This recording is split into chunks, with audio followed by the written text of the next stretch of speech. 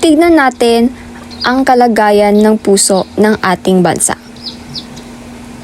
Sa bawat taniman, naroon ang pawis at dedikasyon ng ating mga magsasaka. Ngunit sa kabila ng kanilang mga sipag, marami sa kanila ang nabubuhay sa mababang kita at patuloy na nakararanas ng kakulangan. Ayon sa Philippine Statistics Authority, noong 2022, mahigit 7 milyong Pilipinong pamilya ang parte ng agrikultura. Ngunit, kalahati dito ay kumikita pa ng mas mababa sa minimum wage na maaatim ng isang magtrabaho sa Pilipinas. Marami rin sa kanila ang nagsisimula ng magtrabaho ng 15 anyos pa lamang at ang pinakabata naman sa magsasaka ay 11, dala ng kahirapan at kababaan ng kita sa pagsasaka. Ang farmer, konting-konti na lang eh. Sa bukid lang ho ako nagpipirming magtrabaho. Baka mga 5 taon pa yan, wala nang sasakain dito. Puro mga nakapabrika na dyan, umalis na. Hirap ka, pawis, dugo. Talagang sa kabataan niya yun. Madalang naglalabas sa bukid, mga takutsaro, mga mainitan. Yung mga kabataan niya, mga magpapakinis ng ng mga mukha. Ba't nilalabas yan? Ang agrikultura ang nagbibigay ng tradisyong makakain ng bawat Pilipino. Kung hindi maayos ang buhay ng mga magsasaka, maapektuhan ang produksyon ng pagkain ng mga mamamayan.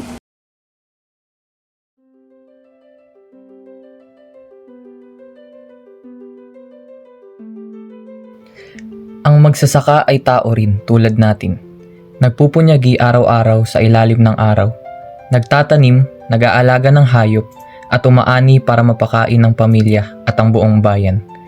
Ngunit sa kabila ng kanilang sipag, marami sa kanila ang hirap sa kita, kulang sa suporta at minsan ay hindi sapat para matustusan ang pang-araw-araw na pangangailangan. Noong 2025, 62% ng mga magsasaka ang nagsasabi na ang presyo ng kanilang ani ay hindi sapat para matustusan ang pang-araw-araw na gastusin. Mataas ang presyo ng abono, pestisidyo at gamitan, habang pabago-bago ang presyo ng produkto sa palengke. Unang quarter naman ng 2025, ang dry palay ay nasa average ng 17.49 pesos kada kilo sa ilang probinsya. Ang iba pang gulay tulad ng pipino, kalabasa at kamatis ay babago-bago rin ang presyo, kaya mahirap planuhin ang kita. Narito ang ilan sa mga nakapanayam ng aming production team upang ating mas matunghayan ang mga karanasan ng mga manggagawa sa sektor ng agrikultura, kalakip ang mga problema at hamon na kanilang mga kinakaharap sa buhay. Minsan po, ang presyo ng palay ay 20 pesos kada kilo. Pagod kami pero parang wala kaming kinikita. Kapag wala pong ulan o may peste, nawawala din po yung ani namin. Lugi pa nga po kami kasi kailangan po namin bayaran yung utang namin sa pag-abono dito sa bukid tsaka po yung mga binili po namin. Umaasa lang po kami sa sa middleman. Tapos po binibili po nila sa mababang presyo. Tapos po binebenta nila sa mataas na presyo po. Minsan, mas mahal pa ang gamot at pagkain ng mga hayop kaysa sa benta namin eh.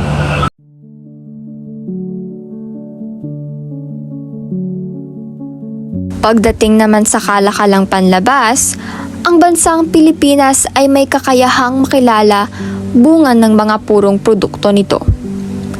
Ngunit dahil sa kakulangan sa teknolohiya at suporta, marami sa ani ang hindi maabot ang international standard. Noong 2024, ang agricultural imports ay umabot ng 71.5% ng total trade, habang ang export ay umabot ng $7.75 billion lamang. Malaking gap na nagpapahirap sa Filipino farmers na makipagsabayan sa global markets. Kung kayo po ba ay mabibigyan ng tsansa na mag-export po ng mga produkto ay kukunin nyo? Oo naman syempre, kasi kung gano'n, mas malaki po yung posibilidad na makabenta po kami ng mas malaki-laki.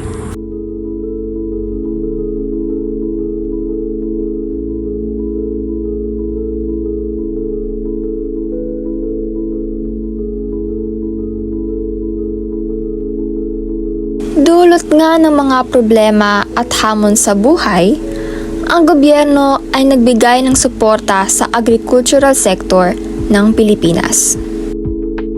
Sa taong 2025, ang agrikultura at agrarian reform subsector ay binigyan ng halos 247.8 billion pesos kasama ang Department of Agriculture, NIA, NFA at iba pa.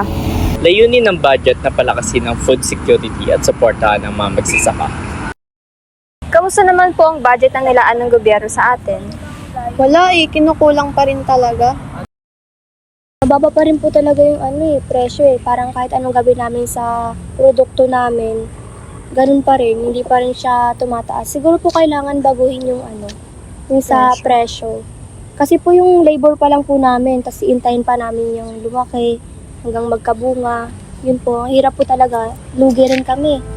Noong 2024, nag-propose ang DA ng higit 500 billion pesos para sa modernization at farm support. Ngunit, mas mababa ang final na alokasyon.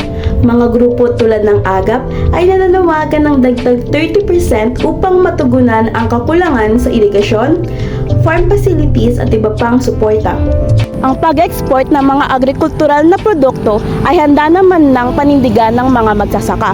Ngunit, ang kakulangan sa suporta tulad ng mga makinarya ay direktang nakakaapekto sa ani, kita at kalidad ng buhay ng mga magsasaka.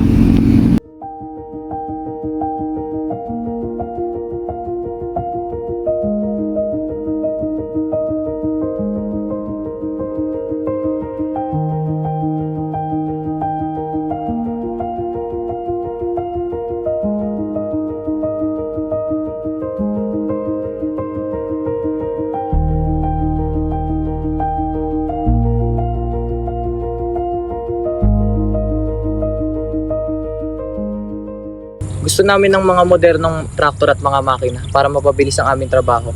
Kaso hindi namin kayang bumili dahil kulang ang aming kinikita. Magandang hapon po. Ma'am. Kamusta naman po yung mga pananim natin? Okay naman po yung mga pananim ko po kasi nung nakaraan po kasi na bagyong Yuan, talaga pong nasalanta po lahat ng pananim ko Kaya maliliit pa lang po yung pananim ko kasi nagsisimula lang po ulit ngayon tumubo. Kadalasan po mano-mano yung pagtatanim namin, yung pag-ani, lahat po talagang human labor po yung ginagawa namin. Parang dugo at pawis po talaga kaya ayun po, sobrang hirap kapag ganun yung nangyayari, pababa yung presyo sa amin.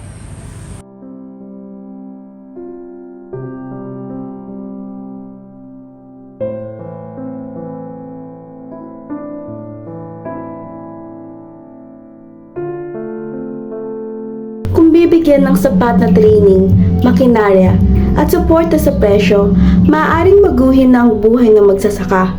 Halimbawa na lamang dito ay ang direct-to-market schemes. Ito ay makakatulong upang mas mataas ang kita ng mga mamamayan.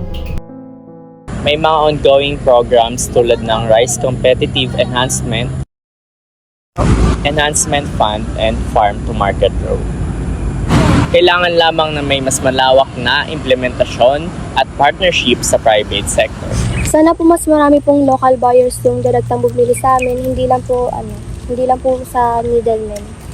At sana kasi may tulong sa fertilizer tsaka seed para hindi na kami nagkakautang pa palagi.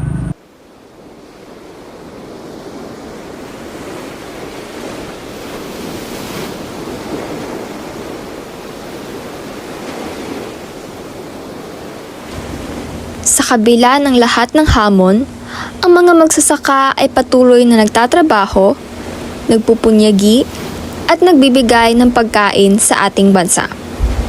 Ngunit hindi sapat ang kanilang sakripisyo kung walang sapat na suporta. Ang mababang kita ng mga farmers ay hindi lamang problema nila. Ito ay problemang pambansa. Kung maayos ang presyo, support programs at access sa technology, maaangat ang kabuhayan ng bawat magsasaka.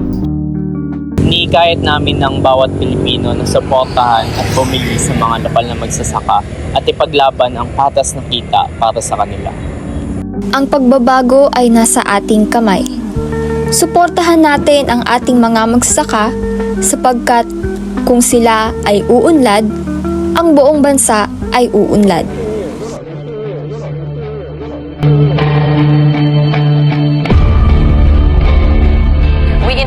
to a businessman who at the age of 31 was a certified billionaire. 33-year-old Joseph Calata is known as one of the country's youngest self-made billionaires. He's the CEO of Calata Corporation, a recognized agriculture products distributor. After their rally last week, farmers are back at the Finance Department today to oppose the agency's proposal to reduce and even remove the tariff on rice imports. This time around, more people are rallying behind farmers, including the sister of the president, Senator Amy Marcos. Nakikisuporta lang ako, may dala akong tubig, nagdala na rin ako ng tinapay, palibasa wala ng bigas. Ayan, para lang makatulong sa kanila. Total, hindi papayag si Bongbong dito. Sigurado ako dyan. Dahil lagot tayo sa tatay ko. Palulusutin itong reduction o di kaya zero tariff na importasyon sa kasagsagan ng anihan. Sobra naman sila. Farmers are sounding the alarm because adjusting or removing tariffs would just encourage more rice imports that could affect sales of local produce. And this could also affect cash aid for farmers since excess collection from tariffs is allocated for them. May magsasaka ba na makakabili ng traktor? May magsasaka ba na makakabili ng harvester? Umaasa lang kami sa tulong ng gobyerno. Instead of removing tariffs, farmers suggest that the 12.8 billion peso excess tariff in 2022 and more from the collection should be given to them. Farmers have yet to receive the 5,000 peso cash aid promised to them this year. Yung ayuda, very important yun, no? Kasi yung cost of production, at least yung subsidy na ibigay, pagamit yan pa sa oil na patubig nila. Malaking bagay yung itong may bigay. Bakit yung mga rice retailers, ngayon lang sila naapektuhan ng problema sa bigas? Binibigyan nila kaagad na 15,000 na kasayuda. Kaya nga ang panawagan ko, balansihin nila ang sitwasyon. Huwag lang naman yung mga traders, importers ang sinusuportahan nila. Tingnan naman nila ang kalagayan namin. The Agriculture Department